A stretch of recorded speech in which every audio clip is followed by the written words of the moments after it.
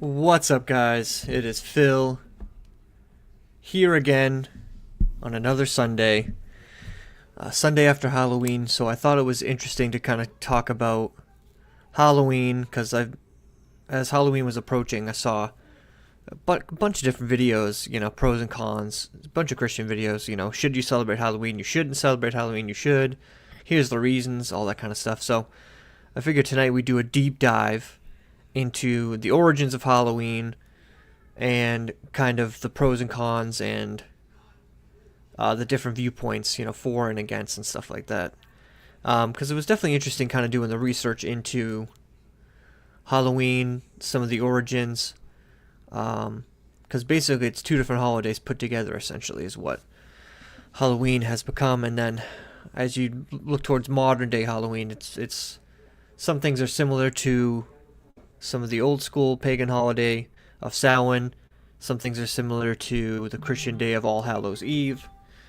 But it's definitely different, that's for sure. So I'm just gonna get into it. I'm by myself this week. Jason is off. He got caught up at a birthday party, so I'm here all on my lonesome, but I have you guys here with me, so like I said, I think it should be an interesting episode. So to start off with, I wanted to start with Samhain.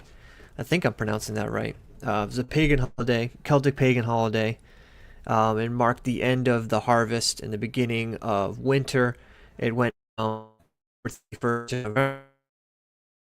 I believed between the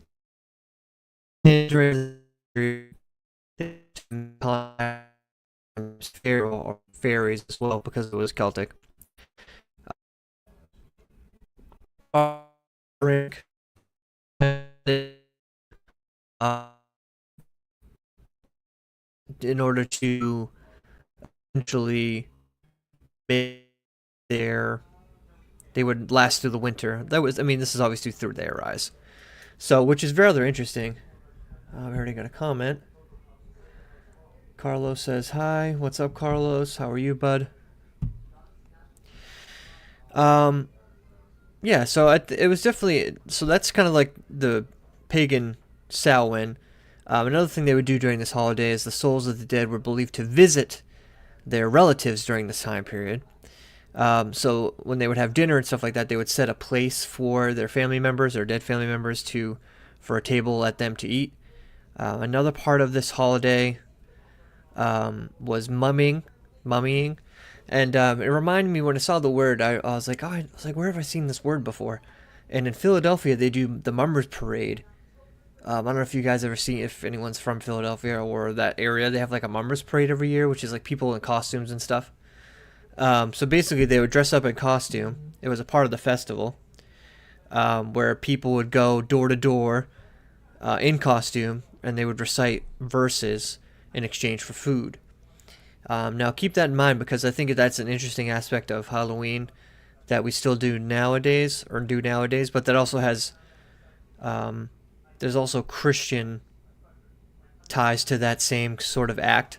It's a little bit different, but definitely interesting that there was like the two things in two different holidays that are very similar, actually. And my cats are battling. Unbelievable. No respect for the podcast. Anyway, so another part that I kind of wanted to get into, which is not really necessarily a part of Samhain, but it was part of not necessarily Celtic, but Irish culture. As anyone out there might know, like with pumpkin carvings and stuff like that. So I was like, I thought I had heard something before about pumpkin carvings and where that came from. So there's an Irish story called Stingy Jack. I don't know if you guys ever heard of Stingy Jack. We got a comment down here. It is a pagan holiday. Yes, that it is. Samhain is for sure. And Sunset Girl says, hey. Yes. So Stingy Jack, for those of you guys have never heard of Stingy Jack, this is where the carved pumpkin comes from. And it's an Irish like folktale, sort of. So it comes from, this is how the story goes. So Stingy Jack convinces the devil to turn a coin into a pay for a drink at a pub. Instead of paying, Jack pockets the coin along with the silver cross, trapping the devil until he promises not to claim Jack's soul for 10 years. So he kind of tricks the devil into paying for his beer or drink or whatever, and traps the devil. And so after those 10 years, 10 years are up, Jack tricks the devil again. While the devil is climbing a tree looking for Jack, Jack carves a cross into the trunk, trapping the devil until he promises not to bother Jack for another decade, so he tricks the devil twice. And then, finally, Jack dies. He is denied entry into heaven, but he's also denied entry into hell.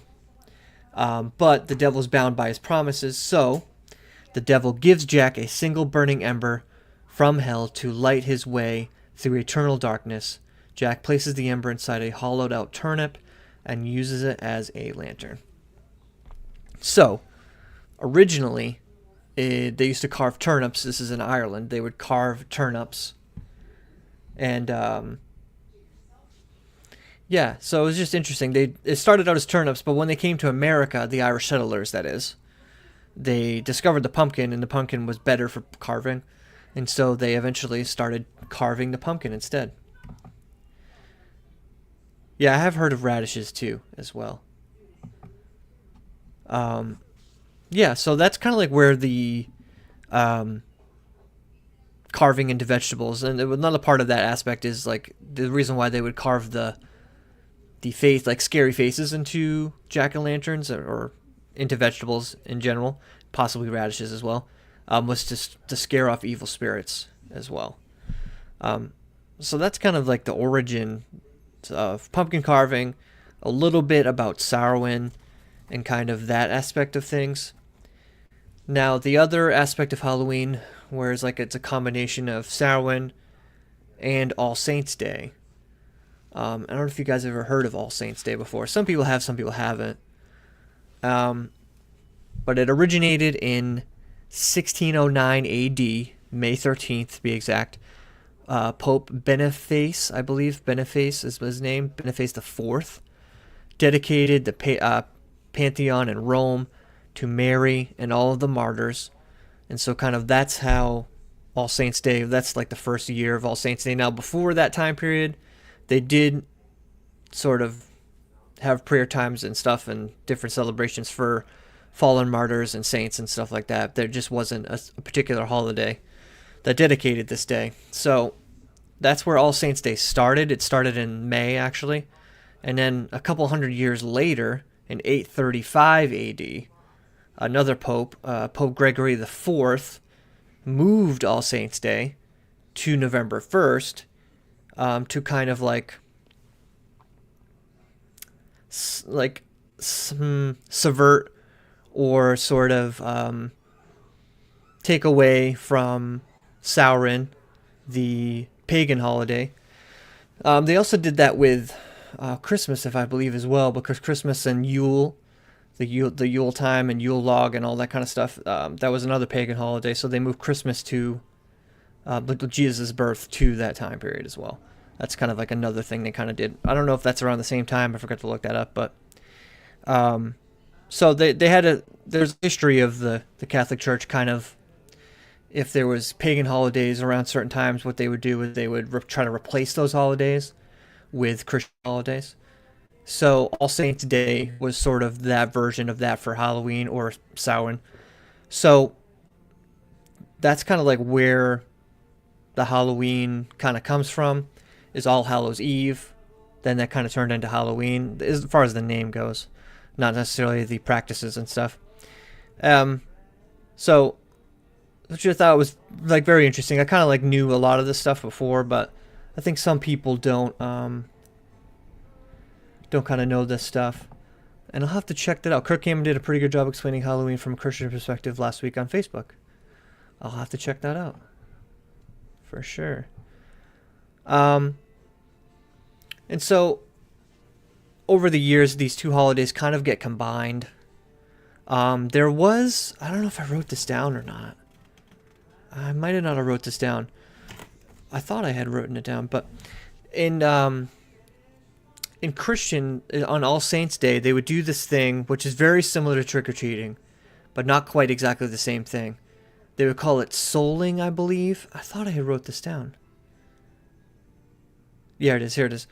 And this is England and medieval England. Origins date back to souling, a Christian practice of going parish to parish, begging the rich for soul cakes, they called them, in exchange for praying for souls of the givers of the food and their friends.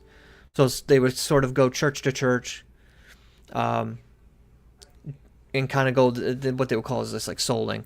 And I believe it was the Philippines. They actually dressed up in white sheets, it's sort of to look like ghosts, I guess, and they would basically do the same thing. And so I thought it was an interesting comparison to your Halloween, your Samhain to the All Saints Day, where it's like the trick or treating sort of there's sort of mirror images of one another on each side of these holidays, which I thought was interesting. Now fast forward to American time period. The carving the pumpkins kind of comes over with the Irish immigrants and stuff, and a lot of their customs and stuff start coming over. That included, and even some of the Samhain sort of beliefs. So, like the jack o' lantern comes over. Trick or treating didn't really become popular until like the 1930s, and then really became mainstream around the 1950s. So it hasn't even been around that long. Because I was looking up kind of like old school Halloween and like colonial Halloween. So I found some information on like colonial Halloween. So it was a little bit different time period. So they would tell ghost stories. So that's kind of something similar to today. Mischief making was a part of colonial Halloween. So which is still something that happens today. I believe they call it Mischief Night or whatever, where like kids will go out and egg people's homes and do the old like toilet paper in the trees, that kind of stuff. I mean, I don't feel like you see that kind of stuff nowadays, but I feel like that was more prevalent maybe in the 80s and 90s. You see that kind of stuff, but they'd play parties, they call them, dress up parties, public events to celebrate the harvest, tell each other's fortunes, dance and sing. So it was kind of like very similar aspects to modern day Halloween, just obviously the trick-or-treating wasn't a thing yet in the colonial time period, and obviously the glorification of horror and death and those sort of aspects of Halloween, which is a very large part of Halloween nowadays, it seems. I don't know if you guys agree, but you kind of like, you go driving around people's Halloween decorations, some are lighthearted and sort of that kind of stuff, but there's a lot of gory stuff out there, and death and murder and that kind of stuff, which I always thought was a very strange aspect to glorify in any holiday, especially Halloween. It's just very, very strange that people would glorify that kind of like horror stuff. I always thought that was very weird, but that's just me personally. And then in the late 1800s, there was like this kind of movement to sort of change Halloween and make it more about the community and friendly neighbors and that sort of thing, and sort of get away from the pranks, the ghost, the sort of darker elements, the witchcraft, and that sort of stuff. So there was like kind of like a push in the late 1800s to kind of try to get away from that stuff and more focus on sort of the family aspects of Halloween and the community aspects and the harvest festivals and stuff like that. So that pretty much lasted, I would say, pretty much for a long period of time. And like I said, leading up to the 1930s and 50s, and then trick-or-treating kind of becomes popularized. And that kind of leads us to today, and then modern-day Halloween. Obviously you have like Halloween parties, people get dressed up, there's kids go trick-or-treating. And obviously then, you can also get into like the darker side of things, right? As far as, the witchcraft stuff that a lot of people claim that happens on Halloween. I actually pulled a couple clips of some ex-warlocks and witches and stuff, just to try to get some different perspectives on Halloween, what an ex-witch and warlock would say about Halloween. Because like growing up Christian, you always hear these sort of things about Halloween, like that, all this satanic stuff is happening Halloween. It's like their high holy day. It's like kind of like the devil's birthday, and all that kind of stuff. So,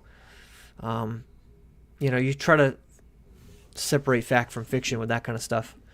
But as it seems to me, it seems to be an important day for people that are into witchcraft, that's for sure, as far as celebrating these pagan holidays and stuff like that.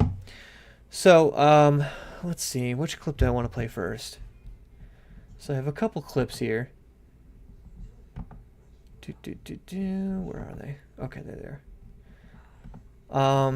So what do I want to play first? I also have two other clips that are like, one's pro Halloween from a Christian's perspective, and then one's like an anti-Christian, not anti-Christian, pro-Christian, but anti-Halloween video to play for you guys. So you know what? Let's do the Warlock first. So this guy's name is John Ramirez. I've heard of John Ramirez before, but he is an ex-Warlock. He was a Warlock for over 25 years, so he has kind of like a unique perspective on Halloween. And I mean, this guy got married on Halloween, so check this out. This is what he has to say. Ex-Warlock. Why should a Christian not observe Halloween? You open gateways and portal to the spirit realm of darkness, entrapments, setups, plots, schemes, and wild that the devil takes over your children, take over your family. And it's so demonic that once you put on a costume and you put on an outfit, you change the identity or who God called you to be. And once you put that costume and that identity on, that you describe yourself, say you dress like little Ariel, the little mermaid, your marine spirit. You dress like Casper the Friendly Ghost. You say, well, I'm not dressing my kid as a witch and a devil. I'm dressing as Casper the Friendly Ghost. You put on a spirit on your child. You change the DNA of the identity. And now the devil has legal rights, and he has permission that you gave him, that you sacrifice your kid spiritually to the dark side. But what if you say it's just fun and games and parties and you're ridiculous, John Ramirez? What would you say? Well, I lived it for 25 years of my life. I got married in Halloween. I had a demonic wedding with witches and warlock coming into my wedding, baptizing October 31st and November 1st is the two deaths. The month of October, at least up to October 31st. It ramps up to October 31st because it's the high season of the witches and warlock, the third quarter, to finish strong in December. Because if you don't finish strong in December, and with the ingredients and the recipe and the spells and the mandate and the mission that the devil gave you from January to December, if you don't finish and you have an incomplete report card, punishment is coming to your house. And I've been there. I lost my eyesight in 1997. The devil took my eyesight, completely blind, with the commission of the blind in New York City, New York State, because I wanted to take a sabbatical from witchcraft and I wanted to be a good dad to my daughter. Yeah, so some powerful words there by him. Very obviously very against sort of Halloween and witches and warlocks. I mean, I guess if I came out of witchcraft, I probably had this similar, sort of viewpoint on it, just wanting nothing to do with anything that these witches and warlocks do or anything that they consider to be important. Now, one thing that I haven't pulled in another clip that I wanted to mention is there's three things that you can sort of do with Halloween in a Christian perspective. There's the 3 R's. You can replace it, reject it. Oh, what's the other R? Now I'm going to forget. I have it in a video clip. Replace, reject, and like bring back, but there's another word for it. So those are like the 3 things you can do with anything like that. So you can reject Halloween altogether, not participate in it. You can, I just went blank. I'm just going to have to play the clip, I think. Yes, I am. So, this clip comes from, I wrote the guy's name down just so I wouldn't forget. John Harverton. I don't know if you guys ever heard of this guy before. He's been popping up in my video feed recently. Now, he's going to give you guys like a pro side to like Halloween as a Christian, and sort of the reasons why you should celebrate. But I mean, I guess celebrate in a way, not in fully, but in a way.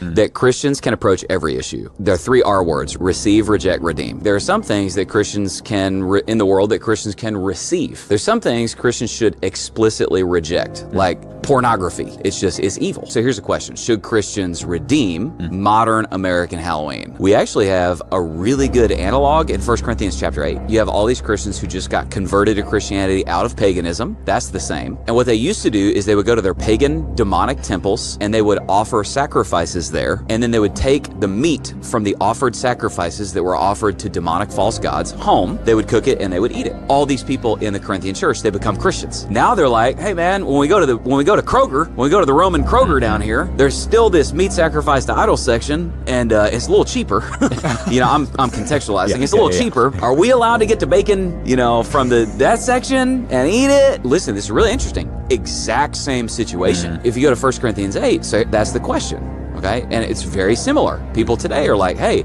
Halloween seems demonic. Christians shouldn't have anything to do with anything that's demonic. And then other people are like, yeah, man, but like, it's just kids dressing up as a fireman, and I'm going out with my Christian buddies, and actually I'm trying to share Christ with some neighbors who are coming by. Can't I redeem that? Well, Paul's principles in 1 Corinthians 8 are, number 1, he says the meat is fine. But then he says, everyone needs to be convinced of it in their own conscience. So his second principle is you should never violate your conscience. I would apply that here. If there's anything inside of a Christian that's like, I don't think I should have something to do with this, don't. Because actually, New Testament categories, you will defile your conscience if you feel like it's wrong and you do it anyway. The third thing he says is don't bind other people's consciences by your own. And then the last thing he says is don't look down on other people. Here's what we do. We have explicit biblical commands to have nothing to do with sorcery, darkness, evil things. So in our family, we have nothing to do with movies or dressing up as things like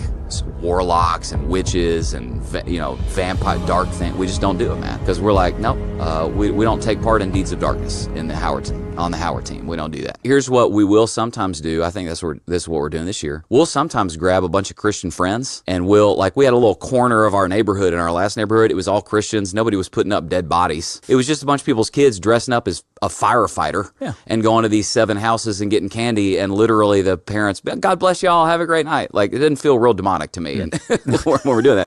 The Bible said that he... Yeah, so let me know if those clips are playing right, because I'm doing a new thing where I'm playing them like vertically and horizontal on 2 different whatchamacallit, so it's giving me like a delay on my end, so I'm like hearing the video like twice. It's kind of annoying. So just let me know if you guys are hearing the video clear and all that kind of stuff. Yeah, so receive, reject, redeem. And I think that's a great way to look at Halloween, and those 3 things. And I think one other thing that he said in there I think is important is like everyone's scruples are different. Obviously there's things that in the Bible that are like, oh, this is a sin, obviously witchcraft and lying, murder, all those sorts of things. What those sins are. But then there's other things that, maybe in some person's eyes, like, oh, I shouldn't celebrate Halloween because it violates my conscience, right? Then you probably shouldn't celebrate Halloween because it violates your conscience. Likewise with a lot of stuff. Okay, the video's working fine, good. So those are called scruples. So I think it's important, like if you have those sort of scruples, because a lot of Christians. Here's another great scruple. So some Christians can have a beer, and then they're fine with having a beer or whatever. They don't get drunk. They don't, or anything that would cause them to sin. But then there's other Christians that are like, oh, you should stay away from alcohol altogether. I don't drink at all. And I think both are fine. It's just everyone's scruples are different. So because drinking itself is not a sin, being drunk obviously is a sin. And I think that kind of applies here as well. Now, obviously, you guys can kind of figure this all out on your own as far as whether you want to reject Halloween, receive Halloween, or redeem Halloween. I think a lot of people nowadays are taking the path of trying to redeem Halloween, especially with a lot of like trunk or treats or sort of your harvest festivals and sort of creating these like sort of alternative things for their kids to do in church settings and stuff like that. So I think it just depends on the individual person. I think another thing he said in there is like, I think it's important not to glorify the darkness in Halloween. If you are going to celebrate Halloween, maybe, don't go dressed up as Jason, probably. If you're a Christian, you probably shouldn't be doing that, or glorifying murder, or glorifying witchcraft. You definitely shouldn't be dressing up as a witch, that's for sure, if you're a Christian. No doubt about that. Because one of the things that John Ramirez said, as an ex-warlock and stuff, is like, he was saying talking about sort of dressing up, and you sort of invite the devil into your life or whatever, just because you dress up and stuff, kind of like giving him permission or a foothold in your life and that sort of thing. And I heard another Christian say, well, if that was true, then, like, what about people that aren't like Christian on Christmas when they open gifts, because Jesus received gifts and that's why we give gifts on Christmas? Do they receive the Holy Spirit when they open those gifts? And it's like, well, no. So just because you dress up for Halloween, I don't think that necessarily means that you're gonna have a demon attached to you or something like that. You know what I mean? Now, if you really are celebrating the darkness of Halloween and sort of that witchcraft and negative aspects, I don't think that's something a Christian should do, for sure. But like I said, I think it depends on the individual person. Everyone's scruples are different. Everyone's going to view this differently. So I think it's just important to sort of kind of get all Christian perspectives on this. And so I have another clip here. This is from Isabel Barbosa. And she has a different sort of viewpoint on Halloween, and she thinks you should not celebrate Halloween at all. Check this out. Holiday, and if you're Christian, you should not be celebrating Halloween. Let me clock it for you. Actually, Isabella, the Catholic Church came up with Halloween. Nope. Halloween before it was Halloween was called Samhain, pronounced Samhain. It was a pagan holiday celebrated on October 31st, where they lit bonfires, they wore costumes, they went out, left treats, gave burnt offerings to their gods. They believed the veil between the living and the dead was the lightest that day. Now, in the 8th century, Christianity was spreading, Catholic Church was taking over. They were known to be the shot callers and be in charge of everything in the area. They saw this pagan holiday and it wasn't a good look on them. So what did they do? Pope Gregory III moved All Saints Day, that was originally in May, to November 1st. And he named October 31st All Hallows Eve. He basically slapped a band-aid on it. Do you know how you celebrate All Hallows Eve, the one that the Catholic Church intended? You celebrate by staying home, lighting a candle, and praying, or attending church. Do you know how you celebrate Samhain, Samhain, the pagan holiday? You go out. You wear costumes. You leave, give treats. Oh, Isabella, you're giving way too much power to the devil. Every day is the Lord's Day. Amen. Every day is the Lord's Day. That doesn't change the fact that pagan festivals and holidays exist. Halloween is not of God. I ask you, where do you see God in Halloween? Please, where is the Lord? Isabella, the Lord is in me. I am a child of God. Really? That's crazy, because we're called to be set apart, yet you're blending in so well, I couldn't even tell. You looking and acting like the world, but my intentions are pure. I'm not doing witchcraft. I'm not doing sacrifices, Isabella, since everybody calls it like the devil's birthday. Let me give you an example using that. The devil is throwing a party, random date out of the year. It's not Halloween, and he invites you. But don't worry, at this party, there is no witchcraft. There's no sacrifices. There's not even alcohol at this party. It's literally just you coming, mingling with the community, eating some really delicious food. I mean, the theme of the party is even polka dot. Are you gonna go? No? Why not? Oh, because it's associated with the devil? But you'll celebrate Halloween. Isabel, it's literally just candy and costumes. It's not that deep, but it is. It is that deep. I'm sure you heard that the walk with Christ is hard, but I think that we get so wrapped up in the big no-nos of like drugs, sex, that we overlook the little things. Little things add up. Isabella, what about in 1 Corinthians when Paul said that we can eat the tainted meat dedicated to the idols and the pagan worship festivals? Stop cherry picking one little verse and read the whole passage. You read the whole book of 1 Corinthians, you'll see that the food itself, the candy, for example, is not evil.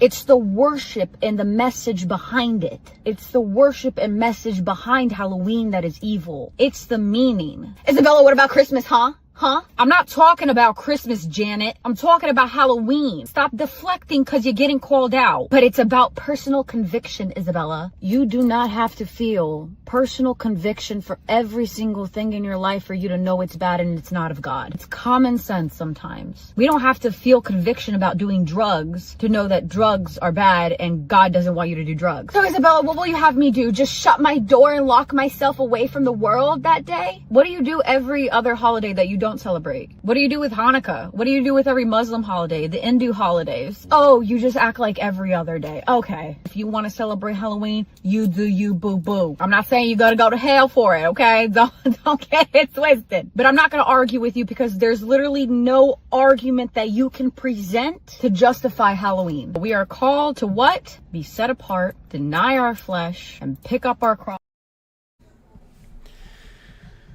And that was Isabella. Some strong words from Isabella there. She kind of definitely has that viewpoint of the old school Christian, where you shouldn't have anything to do with Halloween whatsoever.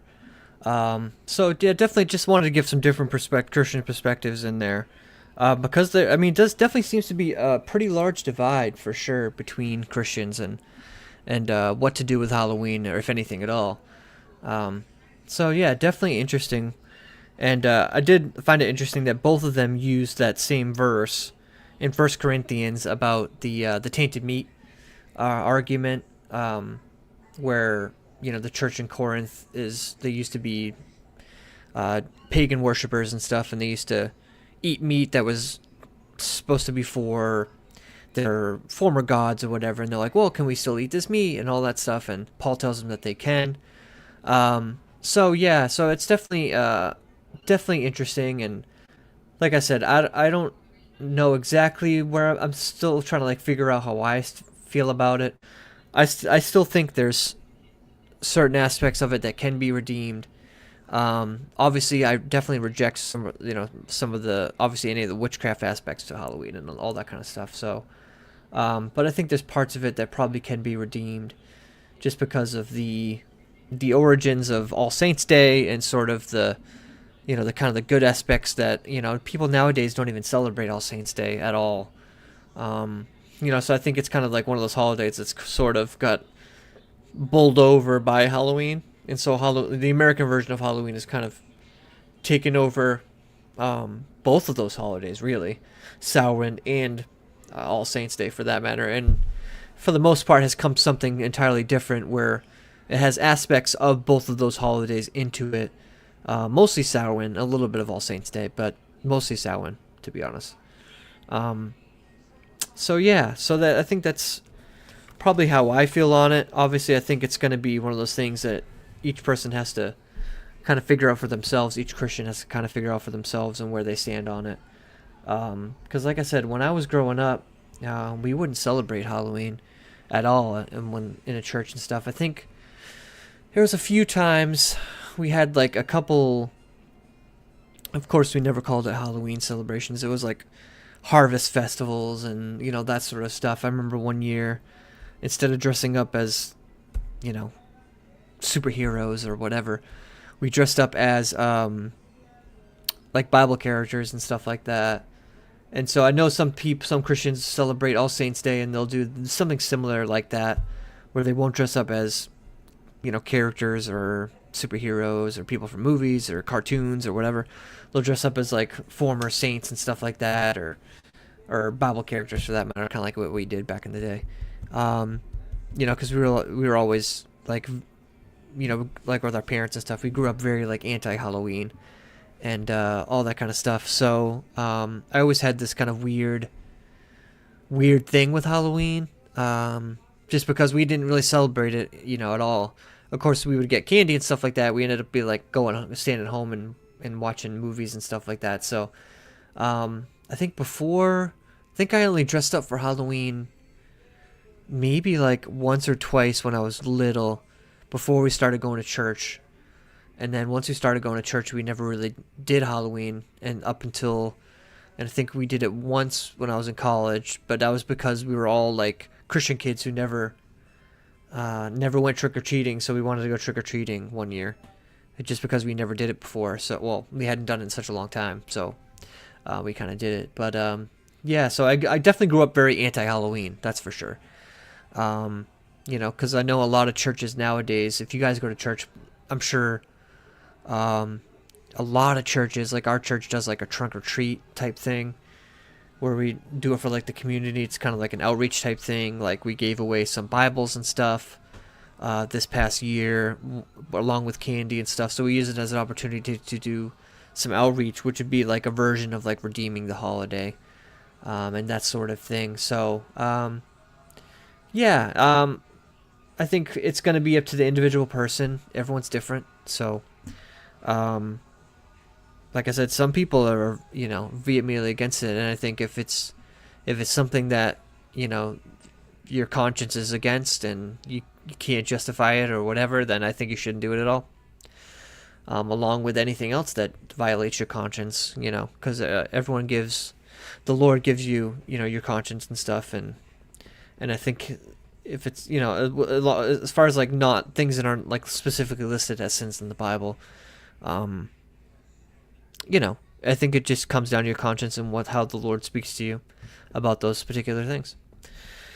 So I think there's only one other clip here. It's of a ex-witch, and I couldn't get this girl's name because the guy who made the video, because he like pulled it from like a girl's like Instagram or something, so he didn't like credit the original author.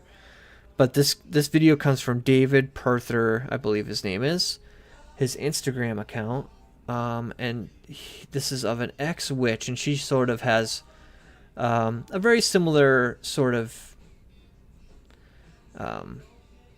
feelings about Halloween as the ex-warlock did, but just a little bit different. So I figured we'd get an ex-witch and an ex-warlock to talk about what they think about Halloween. So this is the ex-witch. Check this out. Some of the Halloween decor that I see on people's front lawns, I can't believe that some of it is even that we even like to celebrate some of that stuff as just humans, not even Christians, but I'm like, how could we put that in our front yard? Okay. And it celebrates evil.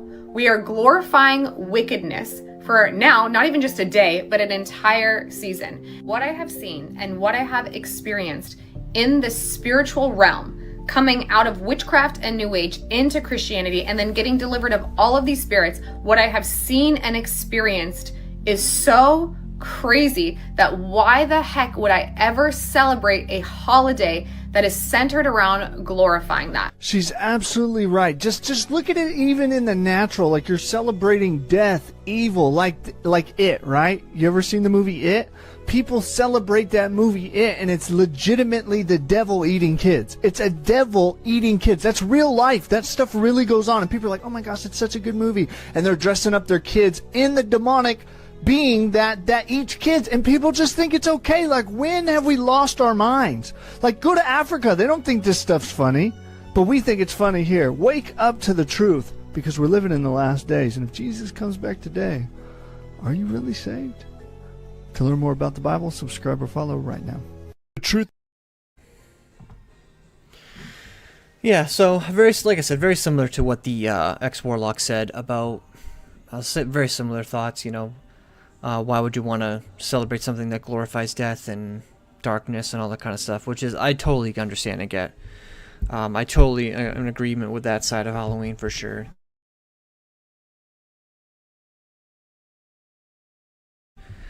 Part of Halloween, some people's decorations that they put up in their yard, and you're just like, why would you put that up? I don't know. That's just kind of weird. Not everybody. Some people put up, like, you know, the cartoonish sort of Halloween decorations and stuff, but I feel like Halloween decorations are on the rise. I don't know if you guys agree with as far as like people decorating their yards and for Halloween and stuff, especially those like 12-foot skeletons. I'm sure, have you guys seen those like 12-foot skeletons that people have nowadays in their yards? And they're like so expensive that people like will leave them out all year round and try to like find uses for them because they spend so much money on them. Which is just an aside, which I just think is funny. Just because they spent so much money on them that they have to figure out a way to like get their money's worth. So like, might as well leave them up for Christmas and put a little Santa hat on them. But yeah, but I definitely noticed. I feel like anyway, as a kid, I don't remember seeing as many Halloween decorations as I see now. But yeah, if you guys agree, mark them down in the comments. I'm just noticing now I have like a soundboard over here that I can play. Like one of them says applause. I'm gonna play this. How about that? Yeah, so interesting. I didn't realize that there's a soundboard over here. Fast heartbeat. A gong.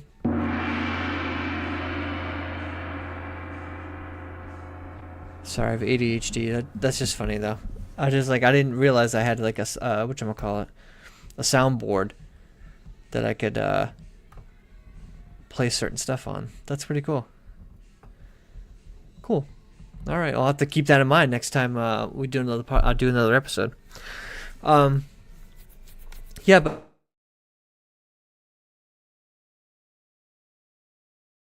leave comments on what you guys think of Halloween.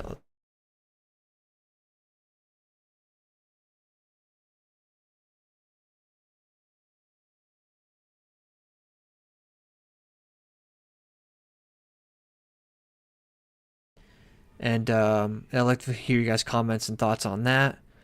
But I think that's going to wrap it up for this episode. I don't really have anything else to talk about. We kind of flew through the discussion about Halloween. Trying to think if there's anything else that has been happening. Oh, I did want to mention the, I believe it was Nigeria. I could be wrong. I don't really watch the news all that much. I believe it was Nigeria. Hold on. I got it in my, I sent a video to myself. That's pretty much how yeah, Nigeria. So the president came out and was talking about the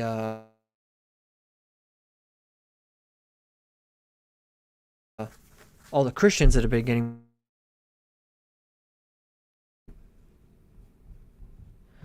yeah, I still thought that was a good thing to at least mention it, because I know that's been happening for a while, and as far as I understand, I believe it's like over 100,000 Christians have been martyred in Nigeria. That's obviously estimates. They don't know exactly how many for sure, but quite a few of them. So something to pray about for sure. Obviously, pray for Jamaica as well, for the hurricane that they just went through and all that stuff. Apparently, a lot of damage and stuff like that. Obviously, a lot of things to pray for in the world. Oh yeah, that's another thing I should mention.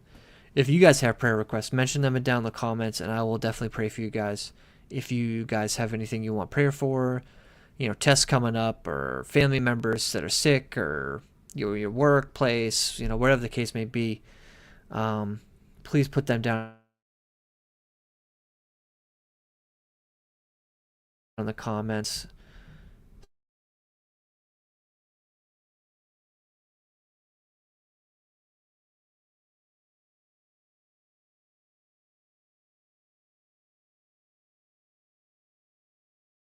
Real quick. It's not necessarily a Christian story, but it takes place in the Holy Land. So there, like last week or last episode, I was talking about the bread that they found with the image of Christ on it. So recently, they found a cache of Byzantine era gold coins. Pearl inlaid earrings dating back 1,500 years was unearthed by archaeologists in the ancient city of Hippos in Israel. Which I thought was interesting, because I believe, if I was reading this article correctly, that the city where it was found was a city that Jesus spent some time in, or around that area. But it was a pretty impressive haul. I'll have to post the pictures on the Instagram or something. But as far as like the gold coins and stuff being found and stuff, I just thought it was interesting. Anytime they find some sort of like historical artifacts and gold coins and like the Jesus bread that they found, yeah, it was pretty cool. The hoard dates back 1,500 years, with coins ranging from the reign of Emperor Justin I in 520s A.D. This would be a few hundred years after Christ, in the early reign of Emperor Heraclius in 1610 A.D. Among the coins was a particularly rare transmissus, probably minted in Cyprus at the end of 1610 by Emperor Heraclius. Heraclius, an elder and his son during the revolt against Emperor Phocas. It's only the second coin ever discovered in Israel. Only such of that same coins. But yeah, very, very cool that they found these coins. Pretty impressive to be so old. I mean, they're in amazing condition. Like, these gold coins look near perfect as I'm looking at them in this picture. You know, usually when they find stuff that's like old like that, and it's usually pretty, it doesn't look that great, you know, but these coins look absolutely incredible, and even the earrings still are intact. So, quite an amazing discovery, to be honest with you. So, yeah, I'll have to post that article so you guys can see it. But if you just search that, I'm sure you guys can find the photos for it, because I was gonna post these photos or have them available, but I forgot to pull them. But anyway, I think that's gonna wrap it up for this episode. Thank you guys again for being a part of this episode. We had a lot of viewers on this one, which is cool that you guys are interacting, you know, having a lot of views. So I appreciate you guys coming along for the ride and sort of interacting, talking, interested in this episode. So thank you guys so much for listening and watching. And we'll see you guys week after next. I'm not sure what we're going to talk about yet. I kind of build these episodes like a week out or so. You know, because like things happen, news stories break, and I kind of find something to talk about. So I don't know if Jason will be back next week. It's been 3 solo episodes of me by myself alone, which is fine by me. I think there's a good flow to it, whether it's me and him or just me. So I think it's going to be good. So I'm excited that you guys stuck around the whole time. I appreciate it. But yeah, please leave your comments on this video of what you guys think of Halloween, especially if you're Christian. How you guys celebrate Halloween, if you celebrate at all, what's your guys' thoughts on it, because I feel like Christians are divided on this topic. So I really like to get you guys' thoughts on this. And I will see you guys week after next. Peace.